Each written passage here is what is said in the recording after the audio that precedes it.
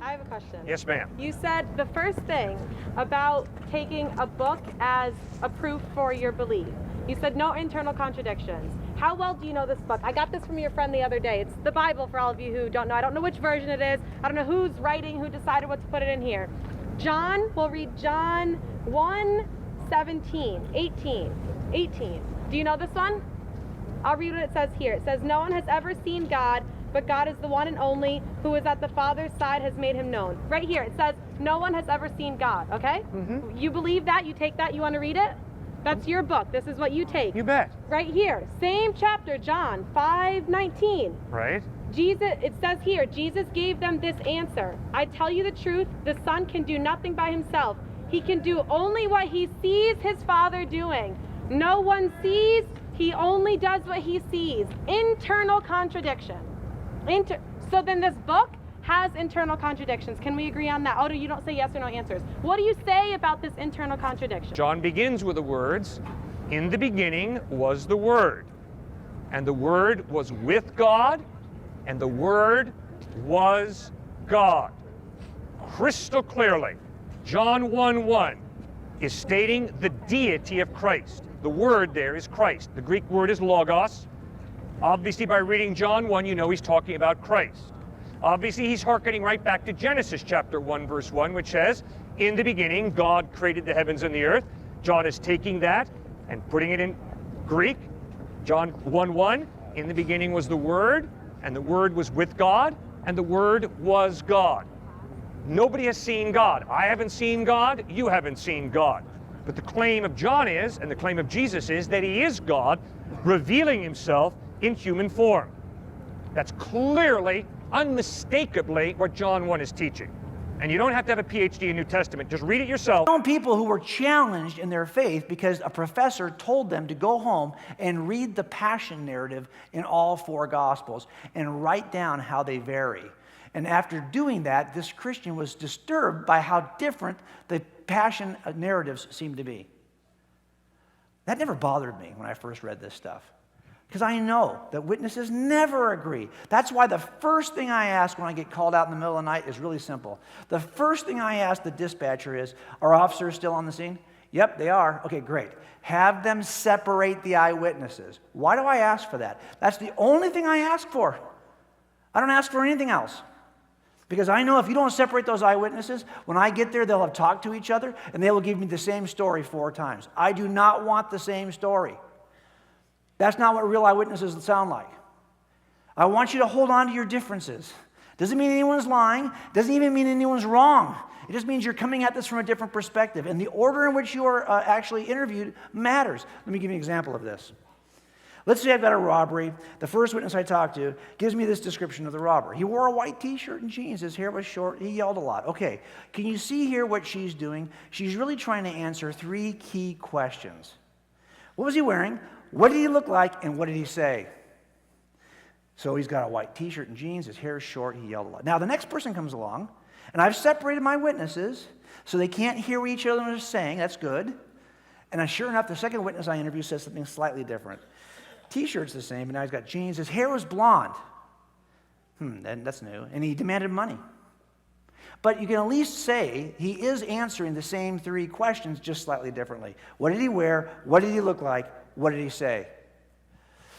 I get a third person. He's been separated, so he doesn't hear what the first 2 say. He says he had a short sleeve shirt and jeans. Doesn't say it's a t-shirt. White guy. Oh, that's new. He screamed at the clerk. Slightly different, but he at least is answering the same 3 questions. What did he wear? What did he look like? What did he say? Now, you see in the shadows here, there's another guy. And if I'm not careful and I don't know that that's a witness and I allow him to overhear the first 3 witnesses, that's going to mess everything up. So now he's heard what the first 3 said. Now he identifies himself as a witness. Really? Why didn't someone separate this guy? Why didn't somebody identify him? Okay, come on over. Tell me what do you know? And he now offers something somewhat different. Having heard the first 3, he now comes over, and here's what his statement is.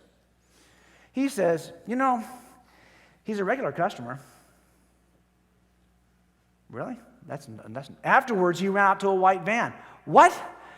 The first three were answering these questions. What did he wear? What did he look like? What did he say? And this one now comes up with these two kinds of questions. Well, who was he? And what did he do afterward? Why is he doing that? Well, something similar happens in the Gospels. It's all about order. He knew what the first three had said, so his goal in his mind was to fill in the blanks. Now, I don't want you to fill in the blanks. Pretend like you didn't hear them. Just go back and start at the beginning and give me the whole thing from the beginning. But if you don't stop somebody to have him do that, he will just fill in the blanks. Now, let's go, for example, to the Gospels.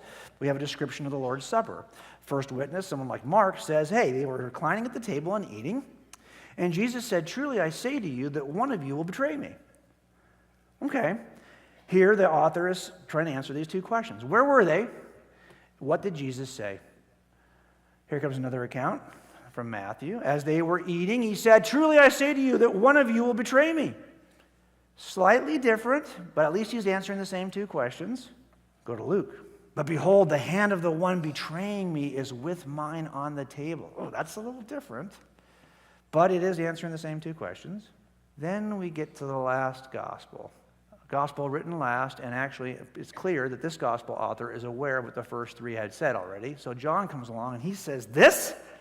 He says, there was reclining on Jesus' bosom one of his disciples, whom Jesus loved. So when he had dipped the morsel, he took it and gave it to Judas, the son of Simon Iscariot. This is all new information, okay? After the morsel, Satan then entered into him. This is all new. Therefore, Jesus said to him, what you do quickly. Really? The other two were answering these questions. This is not John's intention at all. John's answering these two questions. Who's his favorite? And why did Judas do this? Well, what's going on there? Again, is because he is being interviewed last. Witnesses never totally agree. And he, like my other witness, is trying to fill in the blanks. Don't let someone tell you that differences between the gospel is what invalidates them. In fact, it's the differences between the gospels that validate them, that make them reliable. If God's intention was to get us 4 accounts that we could examine with the skill set we need to examine reliable eyewitness testimony and determine that they were in fact reliable, he did a great job. Because that's what we have.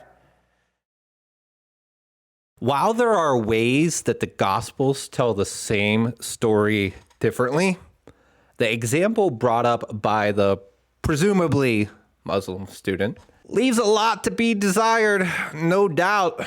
Just 3 passages here with the verse on no one has ever seen God, starting with the King James Version. No man hath ever seen God at any time. The only begotten Son, which is in the bosom of the Father, he hath declared him.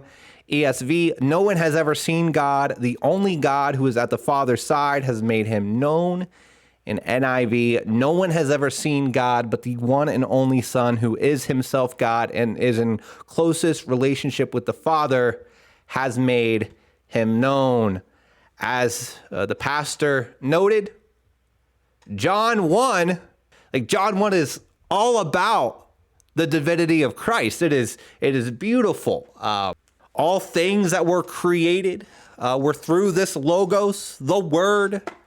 Logos is a beautiful word. I've heard a sermon discussing the meaning of logos and how it's about God, the divine, holding everything together. It's quite beautiful.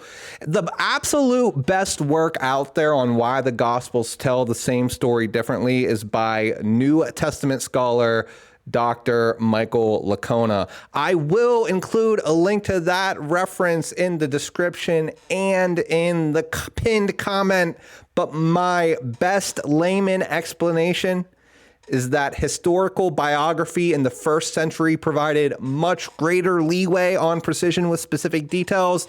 Dr. Licona brings up his work on Plutarch, who is universally trusted as a first century historian. Yet in a range of Plutarch's accounts on the same stories, they vary widely among different biographies.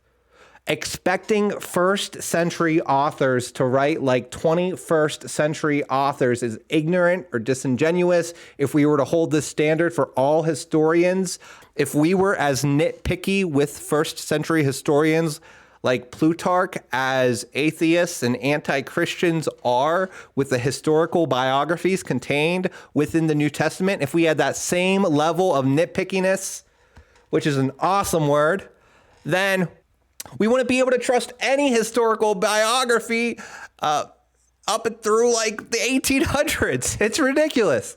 So, founder of Harvard Law, he wrote Testimonies of the Evangelists, named Simone Greenleaf. It's a great argument for the reliability of the New Testament. Christ is king, every knee will bow. Absolutely.